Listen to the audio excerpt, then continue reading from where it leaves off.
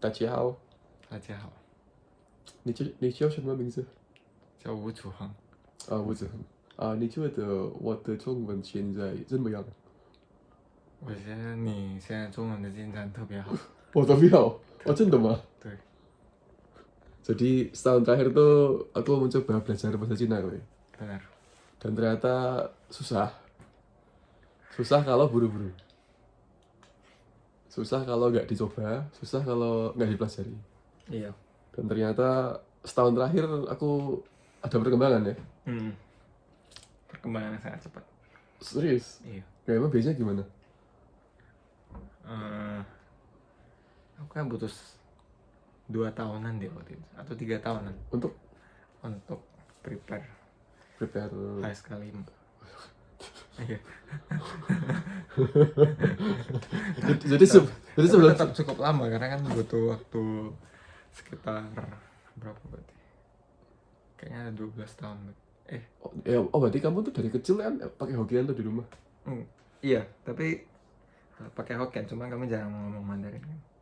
Tapi sebenarnya bisa. Sebenarnya Kayak kokomu bisa. mamaku yang bisa. Koko nggak bisa? Bisa, tapi Aku? iya, karena dia nggak belajar kan. Cuman lebih ke ini aja, sekolah aja. Tapi sekolah kalian sama? Sekolah kita sama Di Dharma Yuda. Dharma Yuda. Terus di UI dia nggak pakai Mandarin ya? Iya. Tapi ada nggak sih kayak kalau di Indonesia gitu kamu tuh sebagai dokter gitu kalau bisa Mandarin ada benefit lebih nggak? Kayaknya ada deh. Ya itu. Contohnya misalnya dia kayak sekarang kalau praktek di Batam berarti kan pasiennya bisa orang dari Singapura kan. Atau mungkin orang China yang lagi buka pabrik di Batam. Iya masuk akal karena kalau kita kan ya aku tahu orang Indonesia itu ada satu anggota keluargaku dia tuh kalau sakit ke Malaysia. Aku nggak bayangin soalnya orang Malaysia atau Singapura tuh berobat ke Indonesia. Iya makanya. Tapi masuk akal kalau kamu buka pabrik di Batam terus sakit, ya kamu butuh dokter yang bisa bahasa kamu. Iya. Nah kamu tuh berarti dulu 3 tahun untuk HSK 5. 2 tahun persiapan atau 3 tahun? Saya nggak selama itu, paling 2 tahun sih. Tapi kan sebelumnya udah ambil HSK 4 kan. Jadi itu kayak naik tangga aja gitu. Berarti kamu di usia berapa ambil HSK 4? HSK 4 kayaknya kalau nggak salah SMA kelas 1 atau SMP kelas 3 kayaknya. SMP kelas 3 mungkin. Berarti kamu sekali ambil ujian langsung HSK 4? Enggak, sebelumnya aku udah ambil namanya YCT. YCT itu apa? YCT itu HSK untuk anak kecil. Itu pas SD? Iya, enggak, pas SMP. Itu apa? Setingkat HSK 3? SMP. Itu setingkat HSK 1 sih kalau nggak salah. Oh iya? Atau berarti HSK aku bisa 2 kayaknya. Berarti aku bisa. Iya. Karena aku tuh ini pernah iseng. YCT 4. Aku tuh pernah iseng ngerjain soal HSK level 2. Dan itu nggak ada yang salah. Oh iya? Iya. Karena katanya masih basic ya. Iya. Dan kayak apa? Grammarnya masih bisa dimengerti olehku. Iya. Terus aku kayak yaudah pede. Terus aku mencoba HSK 3. Dan ternyata itu di situ aku baru mengalami kesulitan. Jadi cepat berarti ya setahun untuk dari nol soalnya. Karena aku tuh gak ada rencana untuk kuliah di Cina sekali lagi. Jadi makanya gak ada persiapan belajar Mandarin. Tapi aku tuh pengen belajar karena kayak bagiku itu keren mempelajari bahasa yang tulisannya berbeda. Benar. Secara ini. Nah berarti kalau kamu dulu itu kamu emang harus banget menyertakan bukti HSK untuk daftar sini. Pasti. Kalau bisa ini nggak di waiver apa sih istilahnya? Digantikan. Iya kayak apa gitu. Nggak boleh. Kalau yang itu memang require sih. Kalau HSK. Ya aku dengar kalau di packing tuh kamu bisa kayak pre-uni dulu. Oh iya itu benar. Tapi di Tsinghua itu kan bisa HSK 4. Cuma baru dalam setahun kita ambil HSK 5. Harus. Harus. Kalau enggak dikeluarin. DO langsung? Iya, Nggak diingetin dulu kayak ini sebulan lagi ya kamu punya waktu gitu. mungkin diingetin tapi kan aku bukan ini, jadi aku nggak tahu kasusnya gimana. Tapi aku kebayang sih kayak kamu kalau kan aku ya mencoba hidup di Beijing. Iya. Terus kalau kamu sok-sokan nggak jago terus maksa buat ambil Chinese top, kayak itu agak nggak wise ya.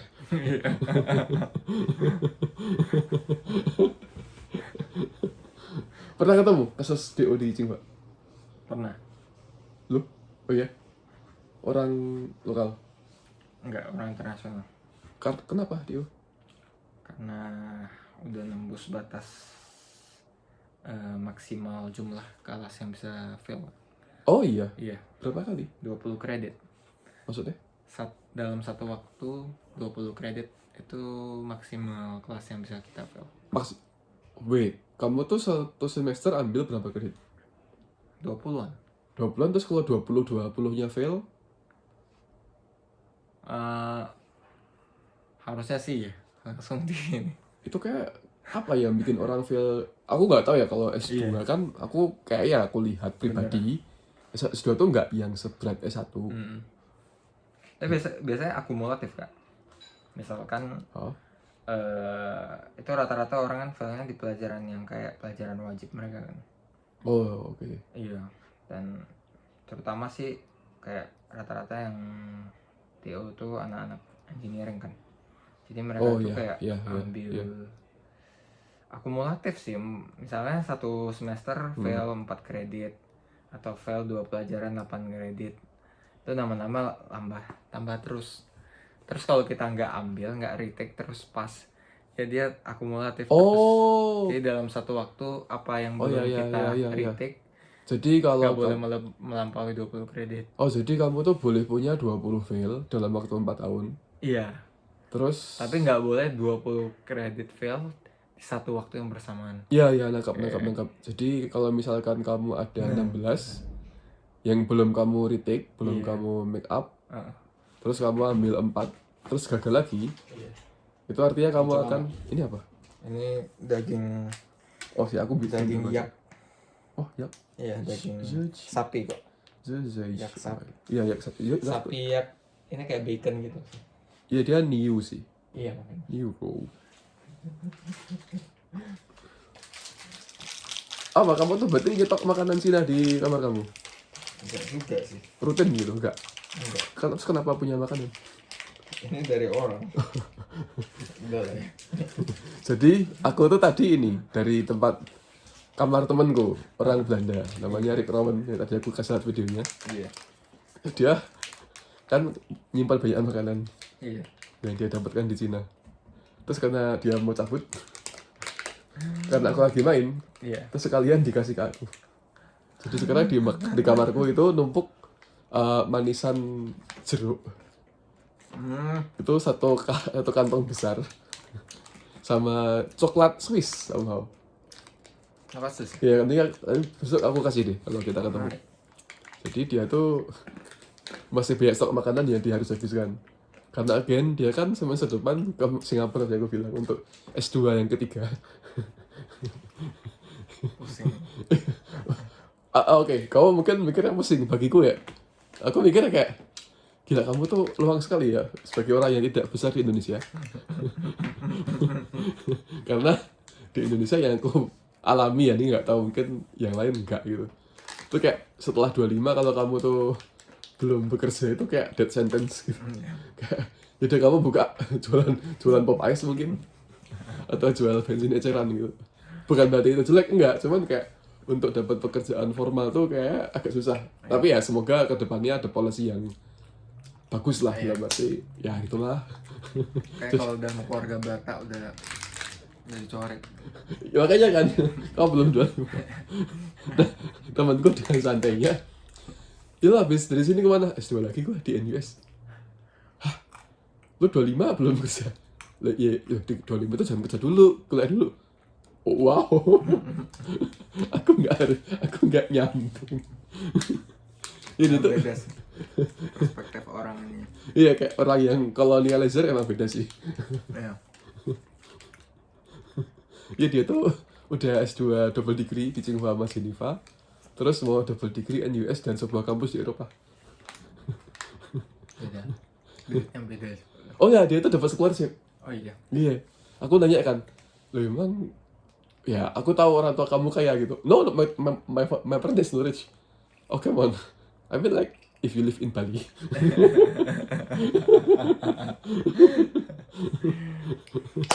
Dia tuh duitnya euro. Terus kayak itu ngeselin sih. Secara nggak sengaja gitu. Tapi kamu ada pengalaman kayak gitu nggak? Yang apa ya? Yang bagi orang Indonesia tuh itu kayak kamu nggak usah jangan lakuin itu gitu. Ya tadi kan usia 25 bukan nyari kerja malah S2 lagi dan lagi gitu. Ada hal kayak gitu nggak yang kamu alami selama di Cina?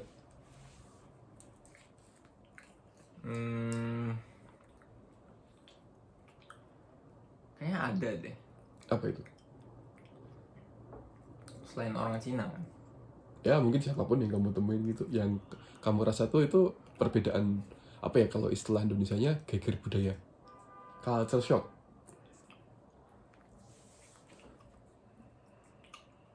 Pokoknya ada orang Indonesia lain yang kuliah lagi. Maksudnya? Orang Indonesia lain yang kuliah lagi. Ambil second master. Oh, itu bagi kamu agak aneh. Gak juga sih.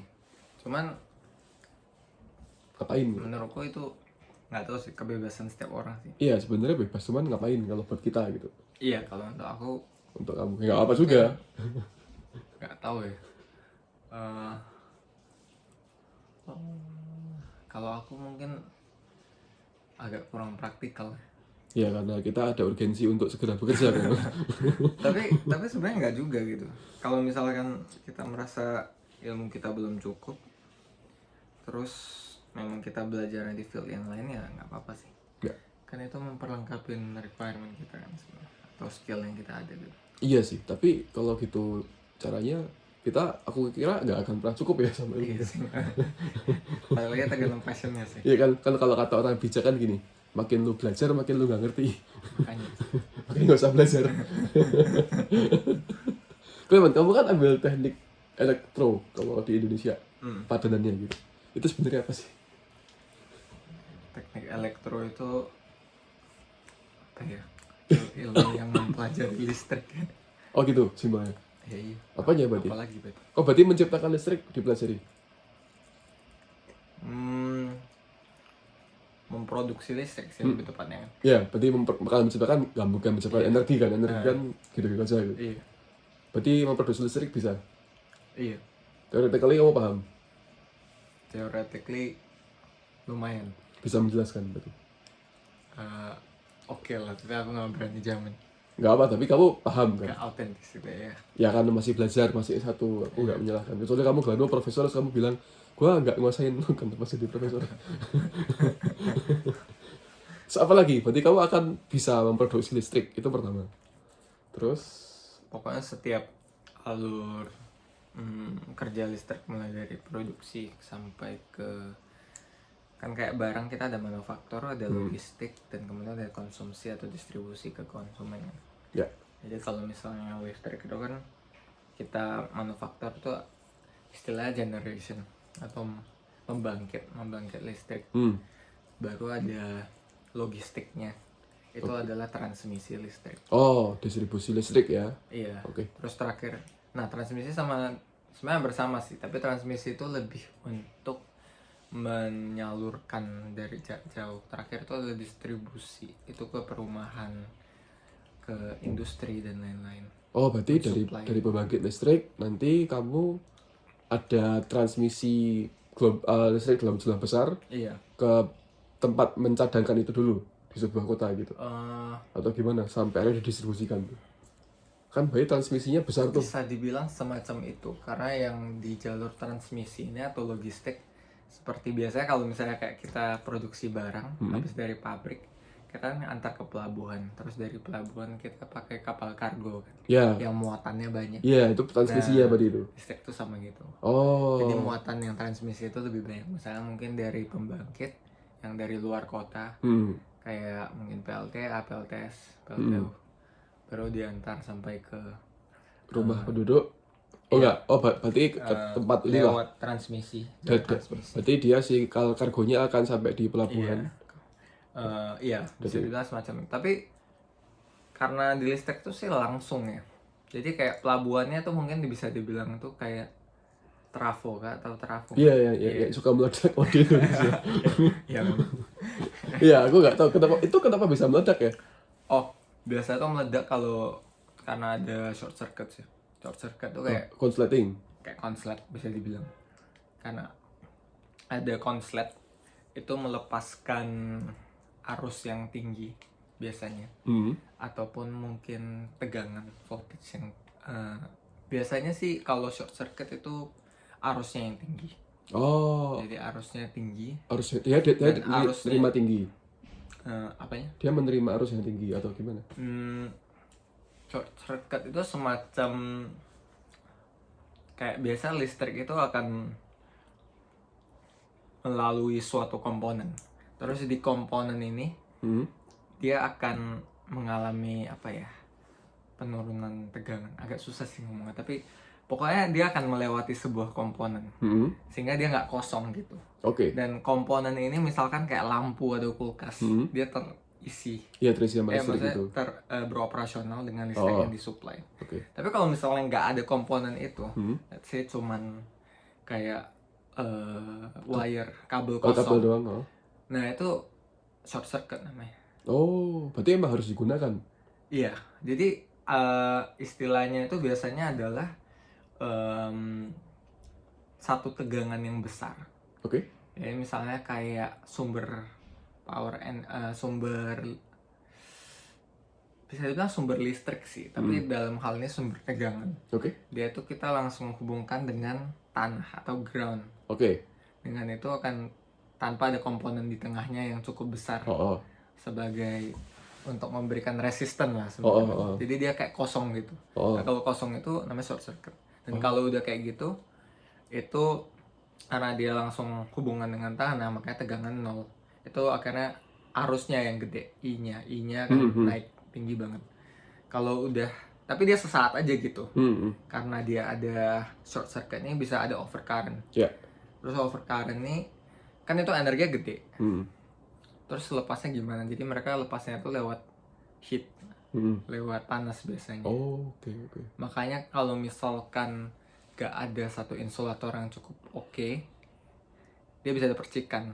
Terus dari situ kalau kena sesuatu yang flammable atau mudah meledak itu boom. Biasanya trafo itu insulatornya adalah minyak. Oh, di dalam trafo ada minyak. Mereka pakai minyak. Minyak apa biasanya? Minyak babi. Kok memasak? Kalau Cina minyak babi enggak. Canda. Minyak canola. Ya, canola itu kelapa. Minyak bunga matahari biasa. Oh, yang dijual di supermarket sini itu? Iya kadang. Atau enggak mungkin kadang bisa pakai minyak. Iya biasa minyak canola sih. Kalau enggak minyak apa ya, minyak. Yang serupa lah ya. Iya mungkin minyak ini bisa nggak ya, petroleum, tapi Itu bahaya juga sih. iya sih. Dicampur ini ya. Bener sih. Dioplos. Tapi itu lebih kayak insulator untuk menahan supaya dia Nggak terjadi tadi itu. konslet gitu lah, bisa dibilang kayak nggak ada aliran listrik keluar gitu. Oh, oke. Sekalian juga mendinginkan sih sebenarnya. Oh, Tapi memang kadang agak bahaya sih memang. Kalau memang terbakar ya sudah. Yo wes gitu. ya mau gimana? Terbakar semua. Makanya yang paling harus diantisipasi adalah short circuit konslet itu. Oh, berarti keberadaan minyak tuh di semua trafo ada? Tergantung. Oh, beda jenis trafo, beda ini. Tergantung jenis insulatornya. Oh, oke. Tapi yang kau pelajari termasuk ada minyak itu? Ada yang punya minyak, ada yang pakai yang paling natural ya udara sih. Oh, di dalam trafo ada? Nggak ada. Kosong aja, hampa gitu. Hampa kayak hati saya. Kadang ada yang masukin apa ya? Pasir. Ada yang masukin solid juga sih ya. Oh, solid itu apa ya solid? Yang padat Mungkin gitu. padat yang non konduktor. Oh ya, isolator ya. Iya, insulator. Misalnya karet kah atau apa gitu. Tapi saya tergantung sih. Itu kalau pakai minyak harus diganti berkala atau? Ya, harusnya sih harus diganti berkala ya. Wah, itu. Cuman Makanya itu balik lagi termasuk maintenance sih menurutku. Karena kalau misalnya nggak di maintain, dia tuh kayak bisa apa ya? Kadang kotor kan minyaknya. Kalau minyaknya udah kotor, insulasinya jadi kurang bagus. Jadi misalkan ada partikel-partikel kayak garam atau Oke. apa, Oh, jadi ada atau itunya. kayak kerikil, kadang ada logam juga. Oh. Itu jadi bisa menghantar listrik. Jadi Oh iya, iya, iya, iya. Nangkap. Garam iya soalnya. karena minyak itu tugasnya adalah menseparasi. Ya. Jadi dia apa ya, menseparasikan dua logam yang seharusnya tidak bersentuhan. Iya, itu kayak yang di piston. Iya, bener. Oh.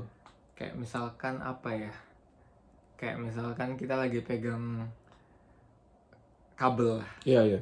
Tangan kita Nggak boleh kena langsung. nggak boleh langsung kena kabel kan? Karena dua-duanya itu Iya, konduktor. saling Dia bisa konduktor. menghantarkan Oh, listrik. kesetrum makanya. Makanya ada karet. Ya, jadi ya berarti Iya. minyaknya Nah, minyak itu bekerja berperan sebagai sebagai karet itu. di dalam itu. Oke. Dan itu kamu pelajari di kuliah kamu Iya, semacam itu. in Chinese. Iya, Chinese kurang lebih. Gimana? Iya. Kok berarti Kayak trafo. mengerti kamu semua itu ya? Ya, Atau kamu kayak harus so lah mungkin. Aku nggak berani bilang ini sih. tapi menangkap garis besar yang dijelaskan profesornya. Iya, kurang lebih lah. Karena kan aku ambil kelas Inggris dan itu Iya. kadang tuh kayak kalau ditanya apakah paham kata per kata, aku nggak berani jamin. Nah, sama ya, aku Kayak juga. gitu ya berarti. Iya. Iya kan, soalnya kalau aku nggak tahu ya, kalau ngobrol sama teman yang pakai Indonesia pun mungkin kayak nggak semua kata aku dengerin gitu. Nah, iya. Kalau terutama kalau ngomongnya cepat belibet gitu mungkin, tapi aku ngerti dia maksudnya apa. Iya. Oh, berarti mirip-mirip lah ya. Mirip. Aku rasa semua face Kayak gitu ya. challenge yang sama. Saya kan sedang belajar bahasa Mandarin itu Iya. juga kadang kalau lawan bicara aku ngomong tuh aku nggak yang semua kata mengerti dia ngomong apa. Tapi aku nangkep.